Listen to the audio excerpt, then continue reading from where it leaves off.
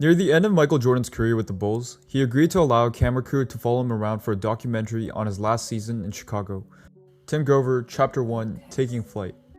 As many of you may know, this is the widely popular and known documentary on MJ that is currently being played on Netflix, which we all know as The Last Dance. Because of the current situation with COVID, a lot of us is looking for more NBA content. And what a perfect time for a documentary about the greatest of all time to come out. Exclusive content never seen before during the last and final run of Michael Jordan in 1998 shows us a side of MJ we never witnessed. It's really hard not to get excited for this documentary every week. Camera crews were with him for almost 24/7 of his life during that season, and early one morning the camera crew was at MJ's house for a rare glimpse of Jordan's gym session. Yeah, MJ working out, not surprising, but what I'm surprised about is how rare MJ workout videos are on the internet. And I'm not talking about MJ's hoop sessions, I'm talking about him working under a barbell and lifting weights. The cameraman noticed a poster on the wall, a classic shot of MJ soaring through the air, with the caption, "How does MJ fly?" He zoomed into the poster, then turned to Michael and asked him, "How do you fly?" MJ just laughed, shook his head, and said, "Ask him." And that was Tim S. Grover, MJ's trainer for 15 years. Now I began reading the book Jump Attack by Tim Grover to learn how Michael Jordan trained throughout the offseason, so I can apply some of his exercises to my routine. I wondered, how did MJ rhyme for so long while maintaining such a taxing NBA season? Well, the best way to do that is to read a book written by MJ's personal trainer of 15 years during MJ's prime years. My name is Tim Grover. I worked with Michael Jordan for 15 years. Everyone knows me as his trainer, but my official title was a sports enhancement specialist.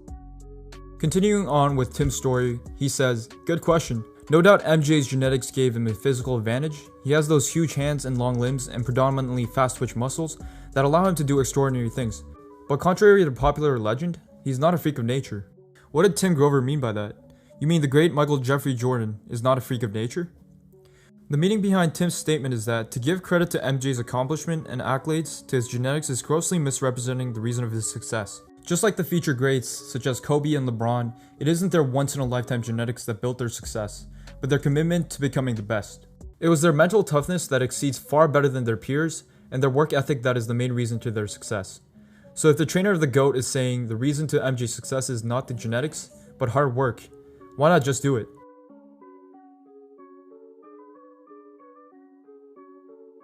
When I started working with Michael in 1989, his vertical jump was 38 inches. We got him up to 42 inches and eventually to 48 inches before he took a break from the NBA in 1993 to play baseball. 10 inches over several years. Now if this is true, did MJ really jump 48 inches? A seemingly ridiculous vertical even for the highest jumpers in the world. To answer this question, let's start off during his college years, when most people are still developing their athleticism and starting to reach their peak. Now given that MJ was listed at 6'5", 195 pounds in his college years with the Tar Heels, and still grew an inch to 6'6", we can assume Jordan was a late bloomer. This is also backed up from the fact that MJ grew from 5'11" as a sophomore in high school to 6'3" in his junior year, and progressing to 6'5" into his college years. On March 1983, during the final regular game of that season, North Carolina played against Duke. In one play, the Tar Heels turned the ball over after Jordan passed it to the post. With Duke on the fast break, it seemed like Johnny Dawkins would make the easy transition layup. But of course, out of nowhere, there was Jordan flying up to the lane and getting up so high that he hits his head on the backboard. The play was a goaltend, but no one cared, and it was the fact that a 6'5" guard hit his head on the backboard. Now for a 6'5" guard to do what Jordan did, how high did he jump? Well, we know the height of the rim is 10 feet, and the bottom of the backboard is 6 inches lower, giving a height of 9 foot 6 inches. Michael was 6'5" or 6'6", so based on simple arithmetic, 9'6" minus 6'6" gives us 36 inches. So Jordan was at least jumping 36 inches, and no one can refute this based on the video. Also, when someone is going full speed down the lane, just like Jordan was, vertical speed is not the only speed at play, and some of the energy is going horizontally. Therefore, MJ didn't even jump his highest. And if you studied basic high school physics, you know that kinematics shows us that you don't jump as high if most of the speed isn't directed vertically. This is on the assumption that you're applying the same amount of force to the floor or getting off at the floor at the same initial speed. Naturally, running jumps require some horizontal speed alongside vertical speed, because of it being an inherently speed-based movement. This is better explained by comparing long jumpers and high jumpers. Athletes competing in the high jump focus on converting or translating their horizontal speed into vertical speed.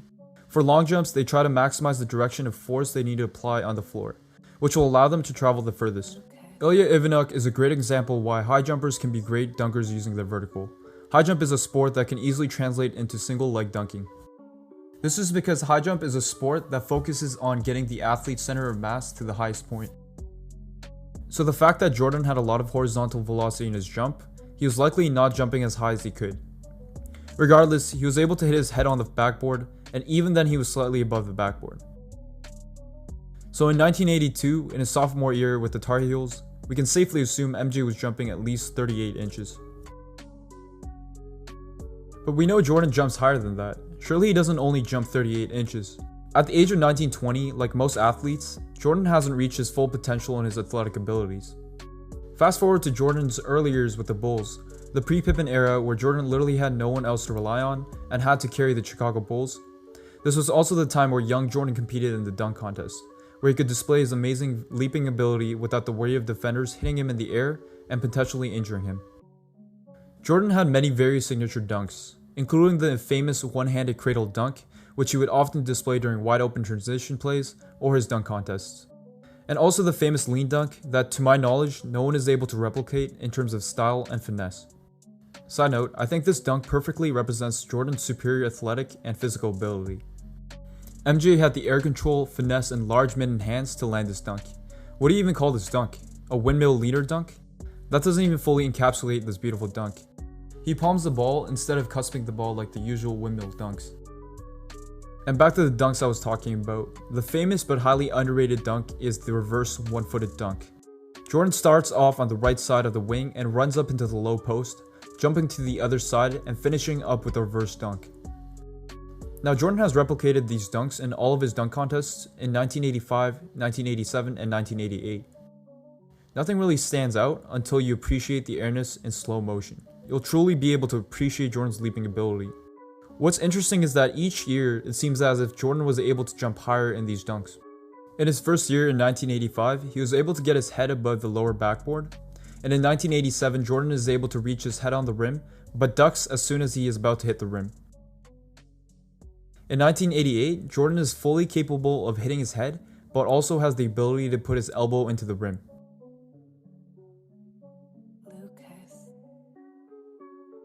I don't think anyone's ever been able to do that. Again, back to the drawing board, if Jordan is 6'6" and the rim is 10 foot, Jordan needs to jump 42 inches to touch his head on the rim. But as you can see, at the age of 24, where most would consider an athletic prime year to be, Jordan was clearly able to touch his head on the rim. We also need to acknowledge that Jordan came into the dunk in an angle contorting his body sideways and rotating. So if you guys are familiar with max vert testing, this is definitely not the most ideal way of jumping in a max vert.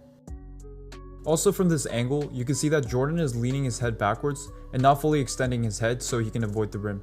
Based on this attempt in 1988 at the age of 24, we can conclude Jordan was able to jump at least 42 inches.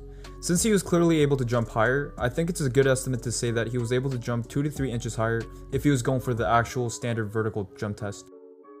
So by this time, I think MJ was jumping 45 inches with a great degree of certainty. But now you might ask, what about the ridiculous whopping 48 inches of vertical that Tim S. Grover and many people in the media claim? Could he really jump that high, or was Tim Grover hyping up his book for the media and public? In my opinion, I think part of it was the hype, but there is some truth to it. Jordan was clearly jumping up to 45 inches before he met Tim Grover, and was not jumping 38 inches in 1989. In fact, Jordan was jumping 45 inches at the age of 20. When he was at North Carolina, in a motion analysis class project during 1983, Jordan was a subject for a max vert jump test. Utilizing different parts of the subject's body as a marker, the subject's max vertical jump was carefully analyzed and measured. During the jump, Jordan was able to use his upper limb or his arm as a free swing to generate momentum. In the standing jump, Jordan measured at 35.93 inches, which is considered elite to even pro dunkers. And for his running jump, he measured a whopping 45.76 inches, which is even greater than what we anticipated from the analysis of the dunk contest. This was done with a 1 foot approach. So if MJ had a max vertical jump measured with the Vanguard Motion Analyzer, recording a 46 inch vert at the age of 20, Tim is surely using his stories as a marketing tactic. MJ was not jumping 39 inches in 1989 at the age of 26 and did not get his vertical to 42 inches. Okay, but what about Jordan jumping 48 inches? Did he ever really jump that high?